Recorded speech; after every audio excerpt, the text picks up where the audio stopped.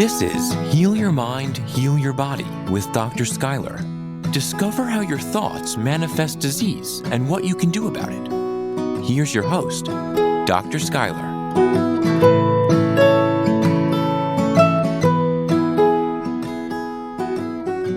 Hi, I'm Dr. Schuyler, and welcome to Heal Your Mind, Heal Your Body. I am a licensed psychotherapist, and I specialize in the mind-body connection and its impact on autoimmune and GI disorders with pediatrics and adults. So if you look at the past episodes, I explain what is the primary ingredient in the mind-body connection, what exactly is it, and it's actually emotions, and what a significant role emotions play in the mind-body connection. Then the next thing we know was the limbic system, how important the limbic system is. So the limbic system plays an important role in how we perceive safety and stress. But there's something I want to cover today that's actually rather personal, and it's something that I have developed when I developed this safety-based theory over the course of the past 20 years. I myself have been in a wheelchair and blind with multiple sclerosis, and my daughter has an autoimmune disease that she's healing from fairly quickly, and the hundreds of pediatric patients. And this is what it is. And in order to explain this new concept, when I've talked about in the past episodes, the healing from autoimmune and GI disorders like a pie, and the mind-body connection has several ingredients, its own slice of pie. Well, one of the other key ingredients besides emotions and limbic is different phases of healing. So what are the different phases of healing? In order for me to explain this, I'm actually going to do kind of a deep dive into something personal. When I was in the wheelchair, I started realizing I was playing a martyr. And being a victim and a martyr became part of my identity. Now, this isn't something I'm consciously thinking of. This is, if we're going to learn about the mind-body connection, how to heal ourselves, we got to go down to the darkness of humanity, like how dark we are able to go to just kind of create disease or create wellness. So I'm going to charge the way and be totally vulnerable of the warped things that I did to stay in a victim martyr mentality. And now I'm ultimate health. But I have to admit the darkness too. So I'm going to tell a little bit of story to explain like how dark our minds can go in autoimmune and GI disorders, and just kind of expose to the world and to my family. They're going to learn this the first time too. So I very much was marinating in the victim martyr type energy. At the time, in a wheelchair, I had 2 babies, and it was this, oh, look at me, I'm nursing, and I'm carrying my newborn around in my wheelchair. Now remember, this isn't something I'm overtly doing. This is like the subconscious backstage stuff going on that over the years I've been able to understand and then articulate it. So it was this victim martyr, like I'm doing so much and I'm so sick, look at me. Now, really think of it this way. We all have darkness within us. I'm just very comfortable talking about the darkness within us, but it's in all of us. If we're completely transparent. So these dark thoughts I was having was I was secretly enjoying being a victim. I was enjoying feeling important.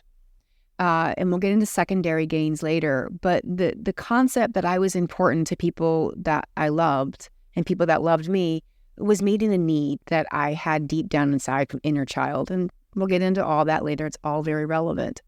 So I actually used to feel better, and I would take a dark eyeliner pencil and pencil in dark circles underneath my eyes to try to convince people or convey to people how sick I was feeling, even though you couldn't see it.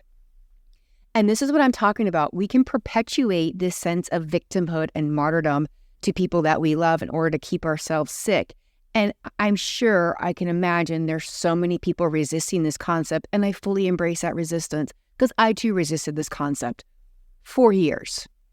But after working with hundreds and hundreds of pediatric patients and adults, and myself and my daughter, every single person with autoimmune and GI disorders, when they eventually get to the tail end of healing phases, admits that they played a martyr, they played a victim. So I'm not asking you to break down any walls you're not comfortable breaking down, but I just want to simply bring awareness to my story. Playing a victim and a martyr, as offensive as it sounds, was something my subconscious mind did in order to feed an inner child need. So the different phases of healing are martyr, victim, survivor, thriver, and warrior. So victim martyr is very much linked into negative automatic thoughts, ants, the limbic system, and molecules of emotion. So when I'm in this martyr energy, I'm doing everything. And at one point in time, I was a single parent with 2 toddlers, working a teacher's job. And God bless the teachers out there. I know y'all are right above the poverty line, barely hanging on. And look at me, like I'm still a teacher and I'm doing all these great things and working with special populations. This is all deep in my subconscious mind. So think about the molecules of emotion that are generated with that and the chronic limbic state of stress that I'm in because I'm a chronic habitual victim of my disease. Now, when my daughter, she's going to hear this podcast and I hope it goes well. When my daughter was first diagnosed a couple years ago, she stayed in a victim phase for so long.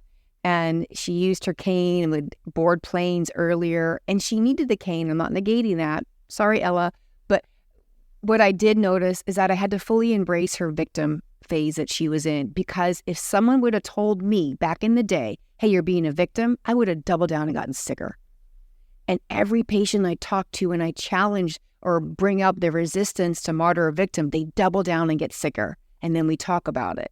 So I knew if I even told my daughter, hey, I know you're milking this, she would have gotten sicker and I would have invalidated her and negated her experience. And that would have been the worst thing as a mother I could have done.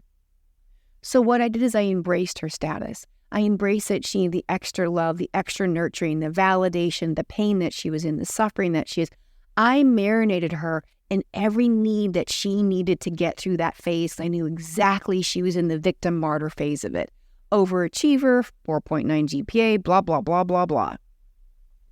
I knew she was playing those 2 roles. And if I didn't feed those roles to the extent she needed to get fed, I knew she wouldn't be able to move on to the next phase. Right now, she's in survivor, thriver phase. What is survivor phase? Survivor is when you take accountability for you actually can control your reality. And I'm not going to go woo-woo on you, even though I am kind of woo-woo, but I'm not going to go there in this section. What I'm talking about is our thoughts do create our health. In the first episode, we discussed our thoughts, our psychosomatic manifestation, our body manifests psychosomatically, either wellness or disease. And the limbic system is always looking for threat detections. And the emotions impact 30 trillion cells. So part of the healing process is fully embracing that we are in this victim martyr mentality, and that is okay. You're not broken. You're not fixed. Nothing's wrong. If someone would have yanked me out of that phase sooner, I would have gotten sicker. There's nothing wrong with that phase of healing. It is critical parts to go through. So please don't feel like you have to hurry through this. I think I stayed in my victim phase for like 10 years. My daughter did about 1.5 years. And I think I expedited her healing process because I fully embodied this phase she was in. So survivor phase is recognizing you can control it. Wait, my thoughts can actually impact it. I can recognize what limbic response I'm in and do something about it. Something about it is ice exposure or knitting or sewing or surfing, something that brings you a state of joy and calmness. So also recognizing if you're in survivor mode means that you're taking accountability for your health. You no longer feel like a victim to your reality. Okay, I understand that I'm sick. I understand that I'm in this disease process, but I also understand I can start doing something about it. So what happens when you go from victim, martyr, to survivor? You're shifting from safety. You're shifting from non-safety into safety. You're shifting your perception of your disease. You're shifting your belief of the disease. You're shifting how you feel about yourself. You're taking accountability of my thoughts, my anxiety, my fears, what's keeping me up at night is playing a role, whether I'm a survivor, a victim, or a martyr. The next one is thriver. So with thriver, I would say my she's 16 now, and she's going between survivor and thriver, vacillates back and forth. Thriving is when you actually rebuild a life for yourself. You start creating wellness playlists, and we'll get into music, how much music can empower you to heal better. You start using the tools of recognizing your ants that are marching out your subconscious mind. You start to recognize that your limbic system can create wellness or can create disease. You start thriving in life. You start making progress without pressure. You start moving forward to what you feel is success, whatever that looks like, without the concept of stress and comparison. My favorite is warrior. Now, warrior doesn't mean fight. Warrior means peaceful warrior. It means that you stand in your power, you stand in your knowingness, and my favorite thing is repurposing your pain. A warrior is someone who understands if they need to go to battle and fight for themselves or loved ones, they can, but they sit in their power. They sit with their peace and they protect their peace. A warrior always protects their peace because when you've learned to control the ants marching out of your mind, when you learn to control your limbic system, when you learn that catching vibes can infiltrate your body and create more disease, when you start to encompass and embody this and you shift your energy from lack of safety in survivor, victim, lack of safety from martyr and victim, you start shifting into power. That vibrationally, energetically, and cellular changes your body's chemistry. What I look like today versus 20 years ago was unrecognizable because my mindset was so different. A thriver repurposes their pain. If someone would have stopped me in my journey 5 years ago, 10 years ago, 20 years ago, I wouldn't be where I'm at today. My life purpose is empowering people that they can do something about their disease process. I have repurposed my pain from that Utah desert day to wheelchair days to victim martyr days, and I find purpose in the pain. And that is the last stage of healing. So the phases of healing, and I developed the phases of healing working severe trauma, inpatient trauma, unmentionable trauma. And what I've noticed working with hundreds of people and hundreds of people with autoimmune and GI disorders, healing phases. Martyr, victim, creates unsafe emotions in the limbic system. Survivor, thriving, warrior, create an energetic different field. They create different emotions. They create different thoughts. They begin to create wellness. So as you're on this journey, and last time I asked you guys a couple of questions to think about, and the questions were, do you want to heal? And I had you all think about in the context of a limbic system response, what initially came up. Now, with this knowledge of do you want to heal, think about it. What phase are you in? Victim, martyr, survivor, thriver, or warrior? But be honest with yourself. You don't have to be honest to anyone else. I painted dark circles under my eyes and I felt better because I still wasn't ready to face the reality that I could do all the things that be expected of me once everyone knew I was better. No judgment for yourself is what is critical here. You're simply going to observe what your body's experiencing with no judgment. This is how I think of it. I spent the first 50 years either beating myself up, getting beat up mentally, emotionally by other people. I'm spending the next 50 years in wellness. So please keep in mind not to beat yourself up when you answer these questions. It's simply bringing awareness of the control that you can have. Do I want to heal? And do I believe I can heal? These two questions will give you insight into your emotions, into your limbic response, and now what phase of healing that you're in. This is why these two questions are my favorite questions. I do intake sessions. It tells me pretty much everything I need to know about someone, what's happening in their subconscious mind, and where their symptoms are in their body, is how their limbic system is expressing the disease process in the fight, flight, or frozen response. So when I made the decision to shift from victim to martyr, was a very personal, deep story, and I took a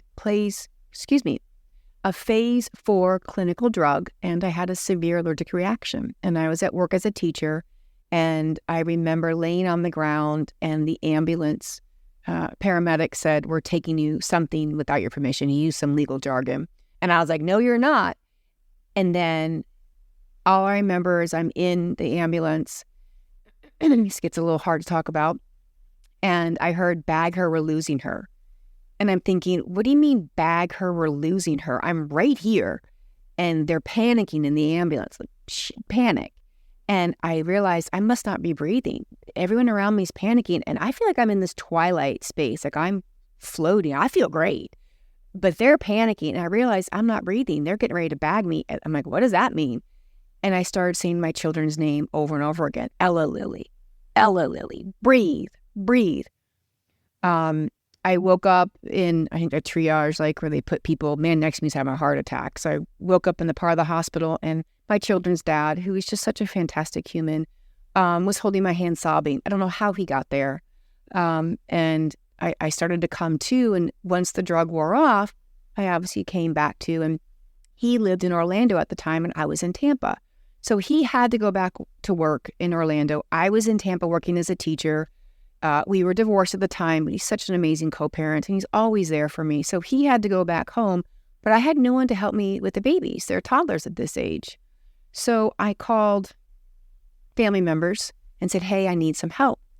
And the response was, sorry, I can't, I'm skydiving today. I said, I almost just died. I need someone to help me watch the babies. I'm sorry, we're skydiving, I can't help. And this is a primary caregiver in my life. And in that moment, I realized, all right, you're on your own. No one's coming. Victim martyr days are over. Girl, you got to figure it out. You can't do this. No one's coming, Skylar. No one's coming. I made a decision that day. That decision was so powerful. That was my last day I was sick. I've had relapses, not in the past 10 years, but I had relapses during that time where I felt sick again. But what was different this time is I didn't slip into martyr or victim. I stayed in survivor. I got so much better, I became a thriver. Now, I consider myself a peaceful warrior, someone who repurposes their pain to help others heal.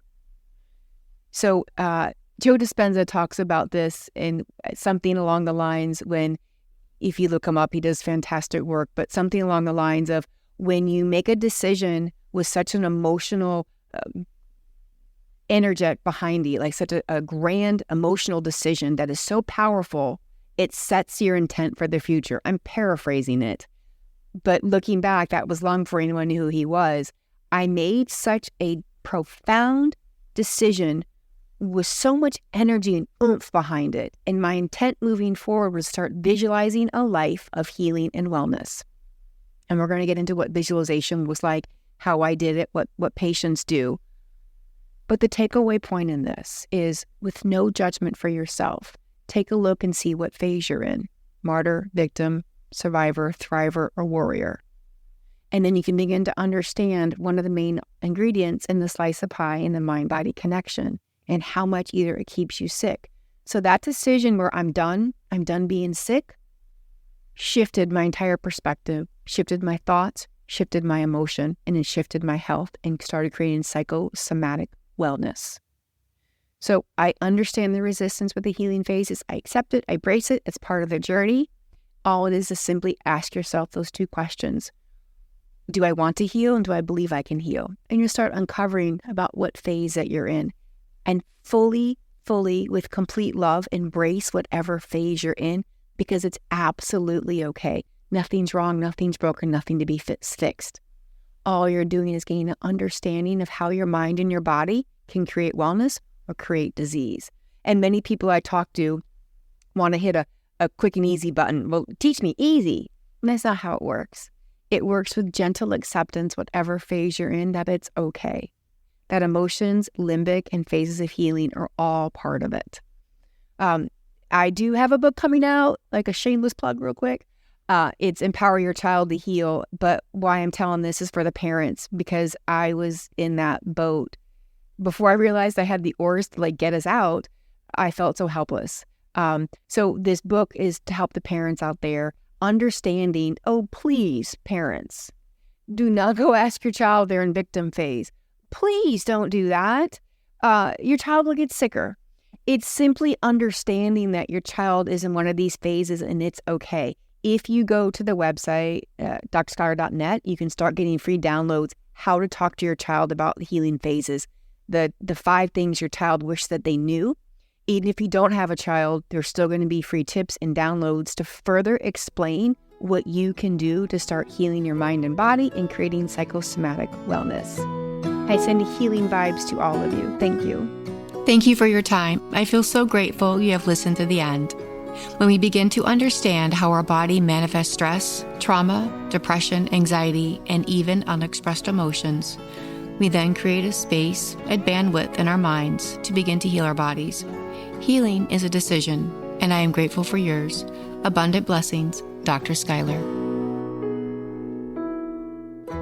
To learn more about the work Dr. Schuyler is doing, please visit drschuyler.net. That's drskYler.net. And remember to subscribe to this podcast wherever you like to listen.